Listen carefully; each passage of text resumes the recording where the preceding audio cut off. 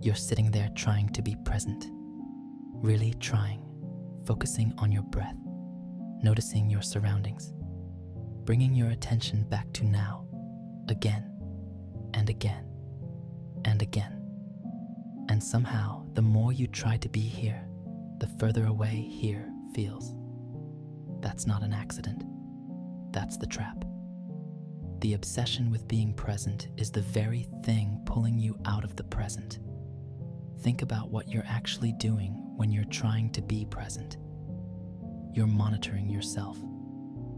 Am I present now? Am I doing this right? Is my mind wandering? Should I be more aware?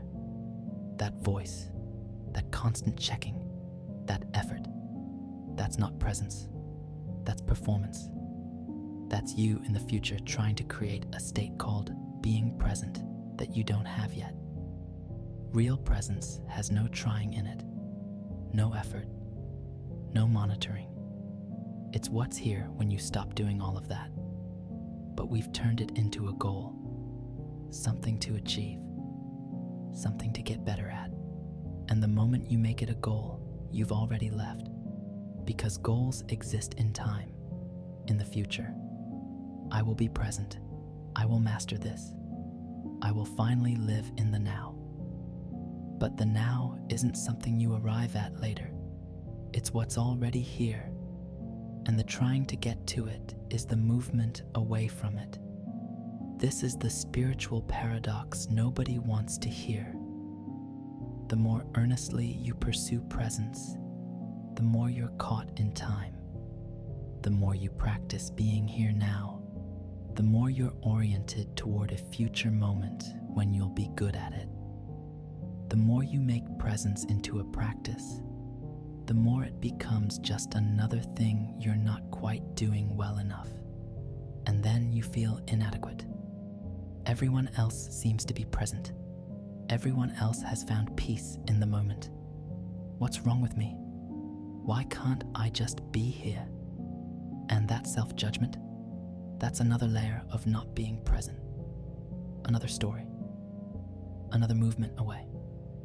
Watch what happens in a meditation session. You sit down to be present. For maybe 3 seconds, there's just sitting. Just breath. Just being. And then the mind comes in. Oh, I'm doing it. I'm present. This is good. And immediately, you're not present anymore. You're in a thought about being present. You're narrating the experience instead of being the experience. So you notice the thought. You bring your attention back, and the mind says, good, I noticed. I'm getting better at this. And again, you're out. You're in evaluation mode, in achievement mode, in the story of someone who's practicing presence. The entire structure is designed to fail. Because the one trying to be present, the one monitoring whether you're succeeding, the one judging your performance, that's the very mechanism that creates the sense of not being present in the first place. You're using the problem to solve the problem. It's like trying to catch your own shadow. The faster you run toward it, the faster it moves away. But you keep running because everyone says catching your shadow is important. Everyone says you'll be happy, peaceful, enlightened once you finally catch it. So you run harder. You buy better running shoes. You take shadow catching workshops. You read books about shadow catching techniques. And the shadow keeps moving. Here's what's actually happening. Presence isn't something you create. It's what you are when you stop creating things. It's not a state you achieve. It's what remains when achieving stops. It's not something you do. It's what's here when the doer takes a break. But we can't sell that. We can't build an industry around stop trying. We can't create courses and retreats and apps for just be. So we turn it into something you can work toward. Something you can get better at. Something you can fail at and therefore need more help with. And you buy into it, not because you're gullible, but because the alternative feels impossible. How can you just be present? How can you just stop trying? The mind can't compute that. It needs steps. It needs methods. It needs something to do, because doing is what the mind knows. Being is foreign territory. So you try, you practice, you effort, you monitor. And all of that trying creates the very sense of separation from the moment that you're trying to overcome. You're creating the problem while attempting to solve it, running toward the horizon while the horizon moves with you. By the way, our shared space of light and awareness is on its way to 100,000 people. Thank you to everyone who subscribes and brings this moment closer. And here's the cruelest part. Sometimes it works. For a moment, you drop into actual presence. No trying, no monitoring, no story. Just this, just now, just being. And it's so simple, so obvious, so already here. And then the mind comes in and says, that's it. That's what I've been looking for. I need to replicate this. I need to get back to this state. I need to figure out how I did that so I can do it again. And you're out. You've turned the moment of presence into a memory to chase, into a standard to meet, into proof that you can do it, which means you're currently not doing it, which means you need to try harder. The obsession with being present has become a sophisticated form of avoidance. Avoidance of what's actually here, because what's actually here isn't always pleasant, isn't always peaceful, isn't always what you want. So you create this idea of proper presence, where everything is calm and clear and conscious, and you chase that, and you miss what's actually happening, which might be messy, which might be uncomfortable, which might not look like what you think presence should look like. True presence includes everything: the wandering mind, the discomfort, the resistance, the failure to be present. All of it is presence, because it's all what's actually here.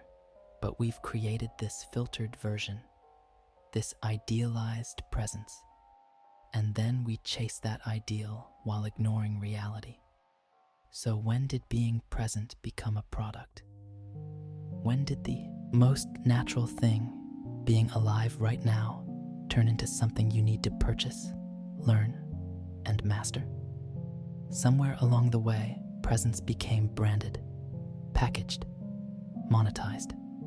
There are apps for it, retreats for it, certifications in teaching it, entire careers built around helping people do what they're already doing just by being alive. And the message is always the same: you're not present enough. You're distracted. You're living in the past or future. You're missing your life. But don't worry, we can fix you. Subscribe to our service, buy our course, attend our program, and finally, you'll learn how to be here now. The irony is suffocating. Being present, which costs nothing and requires nothing, has become something you need to invest time, money, and effort into achieving. The simplest thing has been turned into the most complex, and we've created a whole identity around it. I'm someone who practices mindfulness. I meditate. I'm conscious. I'm present. It becomes a badge, a way of signaling that you're evolved, aware, spiritual. And suddenly, you're not being present. You're being someone who is present. You're performing presence. And that performance requires constant maintenance. Watch people at a meditation retreat. Many of them aren't actually there. They're building their spiritual resume. They're collecting experiences to prove they're serious about consciousness. They're competing quietly about who's more mindful, who can sit longer, who has the deeper practice. The ego doesn't disappear in spiritual spaces. It just changes costumes. This is what happens when being present becomes part of your self-improvement agenda. It gets added to the list. Exercise, check. Healthy eating, check. Being present, working on it. It becomes another project, another area where you're not quite good enough yet. Another thing to optimize, and the market responds. There's beginner presence, advanced presence, guided presence, presence for productivity, presence for relationships, presence for performance. We've turned it into a skill set with levels and specializations, as if presence is something you major in. But here's what actually happens. You download the meditation app. You commit to being present for 10 minutes a day. And for those 10 minutes, you're thinking about all the things you need to do after you're done being present. You're being present as a task to complete so you can get back to real life. You're treating now as a means to a better later. The app tracks your streak. You've been present for 30 days straight. You get a badge. You share it. You feel accomplished. But what have you actually accomplished? You've turned being alive into a metric, into something to gamify, into proof that you're doing life correctly. And if you miss a day, you feel guilty. You broke your present streak, as if presence is something you can miss, as if you weren't present when you forgot to open the app, as if being present is only the times you're officially practicing it. This is how the mind co-opts everything. Even the teaching that's meant to free you from the mind's tyranny gets turned into another mind game, another way to judge yourself, another standard to fail to meet, another source of not enough. The spiritual marketplace thrives on this, on your sense of lack, on your belief that you're not there yet, not present enough, not conscious enough, not awake enough. And they're right there with the solution, the next level, the deeper teaching, the advanced training. Always something more you need, and you buy it. Not because you're naive, but because the longing is real. The sense that something is missing is real. The feeling of not being fully alive is real. So when someone offers a path to presence, to aliveness, to now, you take it. You invest in it. You commit to it.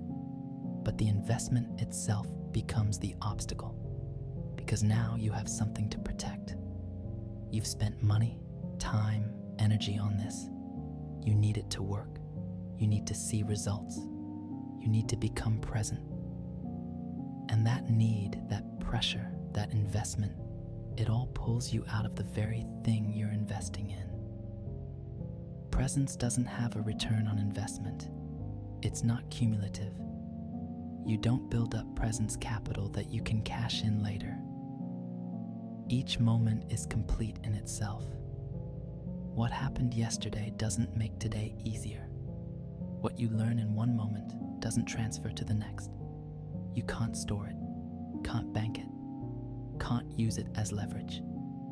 But we want it to work like that. We want our effort to mean something. We want progress. We want to look back in a year and say, I'm so much more present than I used to be.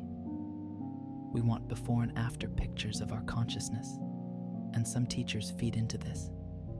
They create hierarchies, levels of awakening, stages of presence. They give you something to climb, something to achieve. First, you're present with your breath, then with your body, then with your emotions, then with your thoughts, then with pure awareness. Always another level. Always something more refined, more subtle, more advanced. It's brilliant marketing, but it's terrible truth. Because it takes the simplest thing, being here, and turns it into an endless journey. A journey where you never quite arrive, where there's always more work to do, where you're always almost there, but not quite. And the real tragedy?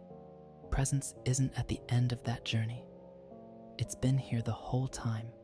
You're present right now. Reading these words, having reactions, thinking thoughts, feeling feelings.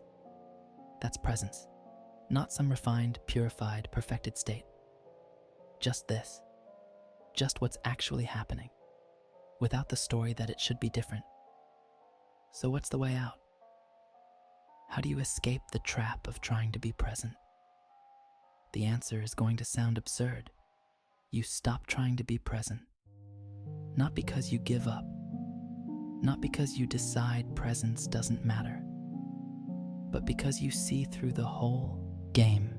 You recognize that the trying is the problem, the pursuit is the obstacle, the obsession is the absence, and in that recognition, something shifts. You're no longer relating to presence as something you lack, something you need to achieve, something you're working toward.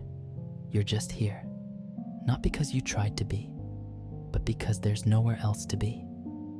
This isn't resignation. This isn't settling.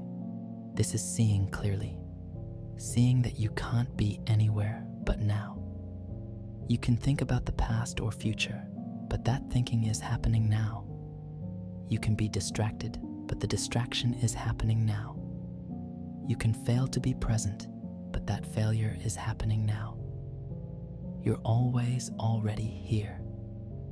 The question is whether you're fighting it or not. Most of the time, you're fighting it, because what's here isn't what you want. It's boring. It's uncomfortable. It's not living up to your expectations. So you chase this idea of a better now. A now where you're more aware, more conscious, more aligned. And that chase takes you out of what's actually here. But when you stop chasing, when you let the now be, whatever it is, something remarkable happens. It's not that you become perfectly present. It's that the whole question of whether you're present or not drops away. You're just living, just being, just moving through your day without the constant meta-commentary about how present you are. And ironically, this is when actual presence shows up, not as an achievement, not as a state you're in, but as the simple recognition that this is it, this moment, this breath, this experience, whatever it is, without needing it to be something else, without needing you to be better at experiencing it. Your mind will resist this. It will say, but if I stop trying to be present, I'll just get more distracted, more lost in thought, more unconscious. And maybe that's true. Maybe you will. But here's the thing. That distraction, that getting lost in thought, that unconsciousness, it's also presence. It's what's actually happening. Fighting it doesn't make it go away. It just adds suffering to it. When you stop fighting what is, when you stop trying to be something other than what you are, a natural attention emerges. Not forced, not maintained by effort, but just there, like gravity, like breathing. It's the attention that was always here, underneath all the trying. This is what the ancient teachings were actually pointing to. Not a state to achieve, not a practice to perfect, but a recognition, a seeing through the illusion that you're separate from this moment, that you're someone who needs to get to now, that you're an observer who needs to be more present to what's being observed.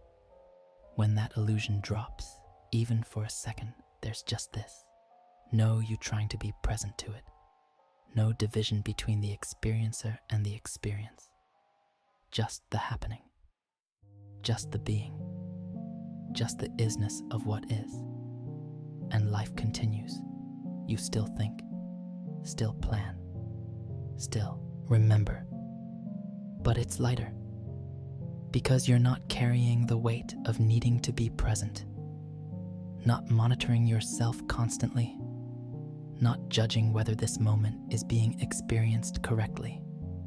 You're just alive, and that's enough. Not because you've achieved some state of presence, but because you've stopped the exhausting job of trying to achieve it. This is the ultimate paradox, the thing you've been seeking through all your practices, all your efforts, all your obsession with being present. It's here when you stop seeking. It was always here. It never left. You just couldn't see it because you were too busy looking for it. And now you can laugh at the whole thing. At the years spent trying to be here. At the money spent on courses about the present moment. At the guilt over not being present enough. It was all unnecessary. All a misunderstanding.